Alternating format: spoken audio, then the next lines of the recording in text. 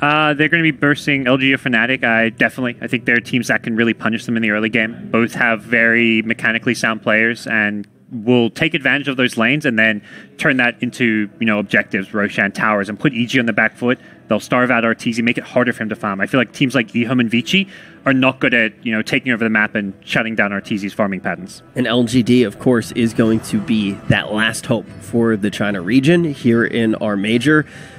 How do you think the main stage is going to be energy-wise? When we actually do get to our next series, of course, it is going to be LGD Fnatic. Do you think we're going to have a very big shift in the mood of the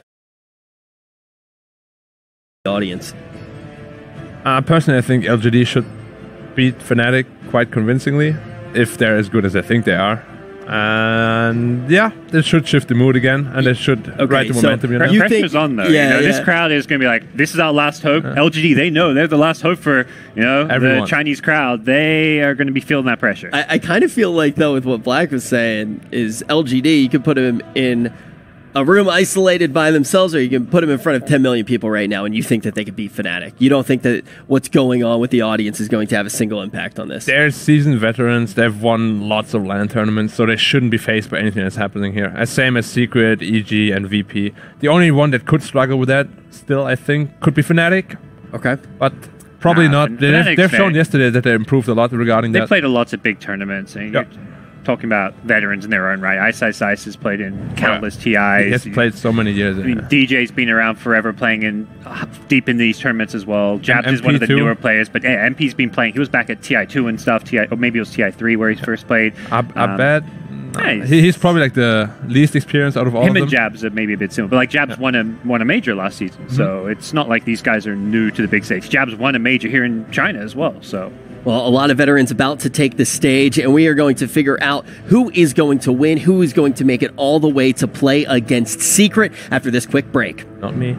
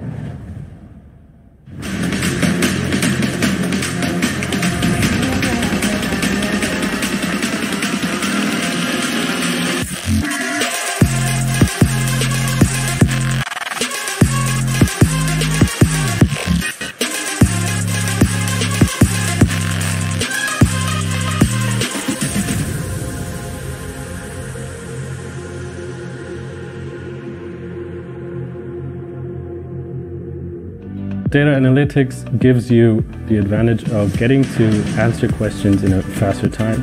In esports, you have a topic where all those technologies can be applied with an actual great purpose. eHome was the first casualty of the day. We got 2 more elimination series, and the next one is going to be LGD against Fnatic. And now joining me on the panel, we have Nahaz and Lacoste. And let's start off by talking about LGD. I kind of want to jump right into LGD. This is a team that is the last hope now for China, and they are going to be taking the main stage here with a giant Chinese audience. It's one of those things where I'm not sure there's that much to talk about. I mean, we know what this team is. I mean, this is the same roster that finished runner-up at TI. They came into this tournament. I think everybody expected them to be at least top 4, if not top 2. They're fantastic. Yeah, I think that is definitely clear. Hashtag analysis. Yeah, there we go. Nice and easy. Yeah, they're good. They're good. So is the other team good? Is the other team good? Yes. There we go. Question. All right, we're done. Let's just jump into the game. Panel's off to a great start. Dude, we have just evolved the panel. I think everybody's like, oh, yeah, that's easy. It's just Bring like, back good, the easel. Good. Yeah, no. Good. Let's jump into the game. I wish it was that easy, but we're going to make you talk about Fnatic just a little bit. What do you expect from this squad? Well, Fnatic kind of surprised me. They have a lot of talent. First, the group stage didn't look that well. There was a bit sloppy execution from them, but they showed in the last series what they can actually do. 2-0. I mean, MP was stepping up in his game, probably one of his best performances so far. Not trying to take anything away from MP, but man, that Roshan steal, Aegis steal, plus the carrying with his jug, feels good, man. And of course, the winner of this is going to be playing against EG. I do want to touch upon something that Nahaz was talking about before we did go live, though, because I think it is kind of fun to talk about. You're saying today is your favorite day of a tournament. Oh, yeah. That is so weird. You can take your lower bracket final and grand final. I love my lower bracket quarters and semi because you get to see, so often we have these off days, right, before the final 3 event days. So you get to see these teams that have won a series coming in with a ton of momentum against teams like eHome and LGD that were waiting in the wings that have strats prepped. And sometimes they succeed, sometimes they fail spectacularly. Like I was told backstage by several people that Leshrac Tinker strat that eHome ran in game 1, that was something that they had prepped. They were extremely confident in, but you never know until you see it on the big stage. And then at the end of the day, you get to see these 2 teams that have these great storylines coming in. The first 2 series are usually spectacular. I think this is the most dramatic day, especially when you look at that TI point situation. These are the matches, when you look at how the points are scaling up, that are ultimately, I think, going to determine which teams have the points to get into TI. Definitely very important. And also, you talk about seeing that strategy that comes out from eHome doesn't necessarily pay off. Yeah. Crazy stuff worked for Puppy, right? It's hard to actually assess. Yeah. Sometimes you just... At the end of the day, people are going to go hard on you. If you lose with the weird draft, there's going to be some bashing on Reddit, man. Yep. Because Captain Hindsight, you just basically get to say, okay, we saw it not work, therefore it's bad. But we're going to hear from LGD right now. They have the potential to prepare for this matchup, having several days of a break. We might find out right now if anything wonky's coming in the draft.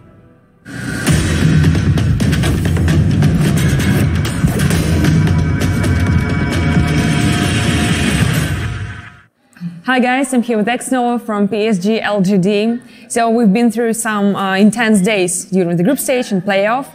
How do you feel today? We had lost that day, but yeah, we are still trying to overcome it.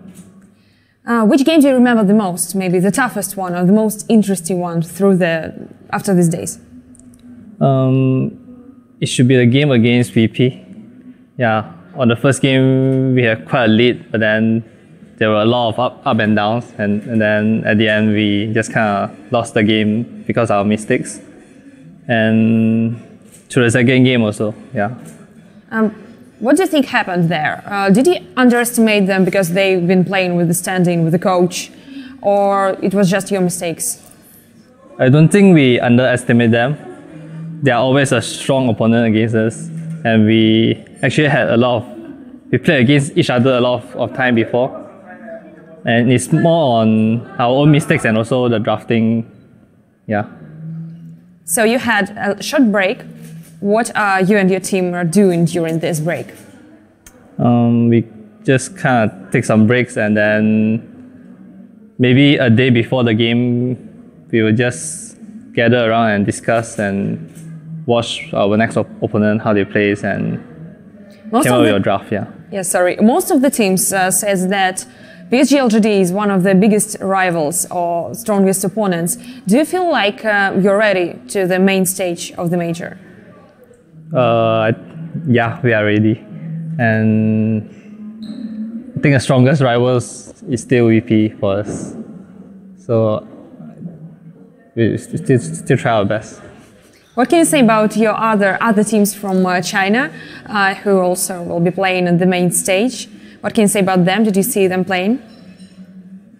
So far, I think when I look at eHome and Vichy, I think eHome is much more prepared since they are carrying up the momentums from winning a minors, and until now, they are still doing very good.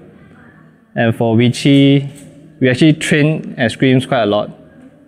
And even though they lost to us, but I think they are still making their way back up to the game. Yeah. All right, thank you very much. Good luck at the main stage. Okay, thank you.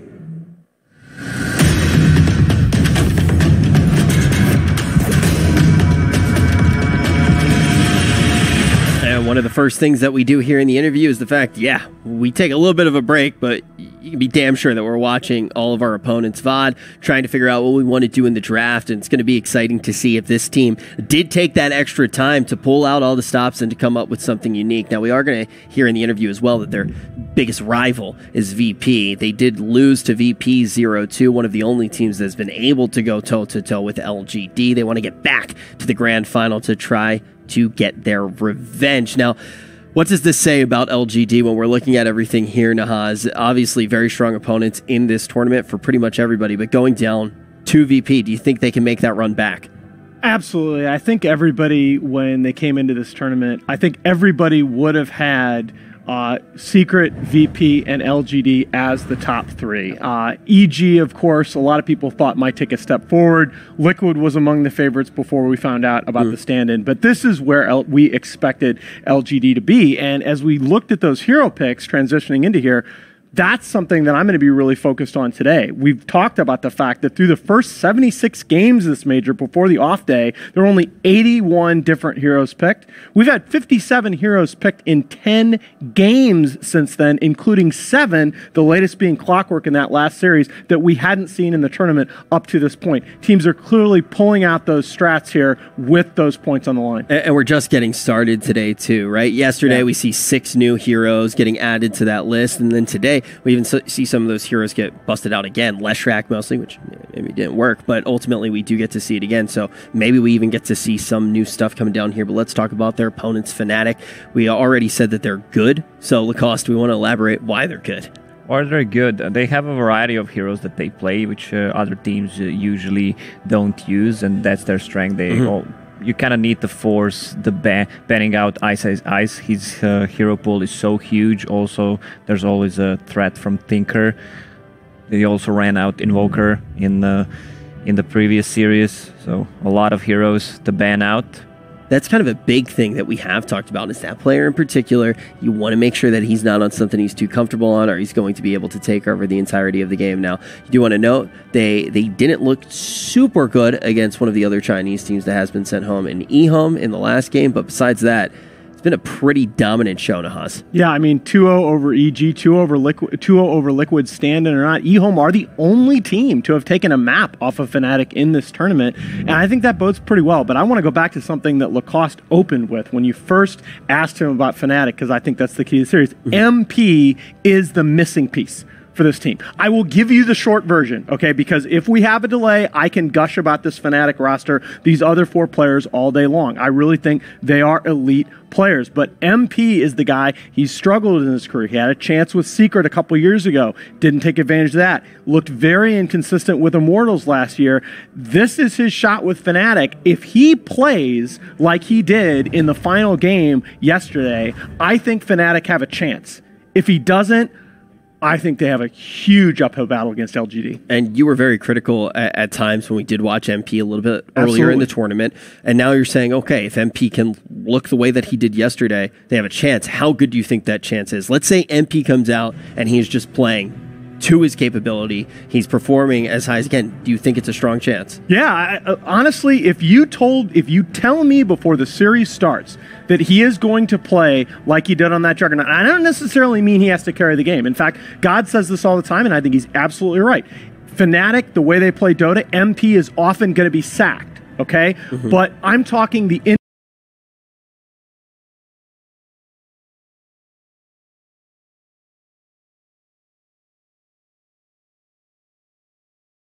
individual plays, the quality of the decision making, the big plays like stealing that Aegis during Omni Slash. If he can come out with a couple of those, I think this team can play with them.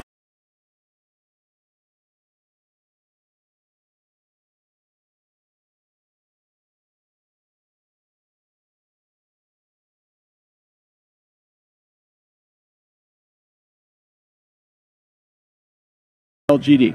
Okay, and that's going to be a very important thing to think about. We've talked about these teams at length. One of the advantages is going to be the fact that LGD, well, they had a little extra time to compare. They're one of the favorites of this tournament, coming in as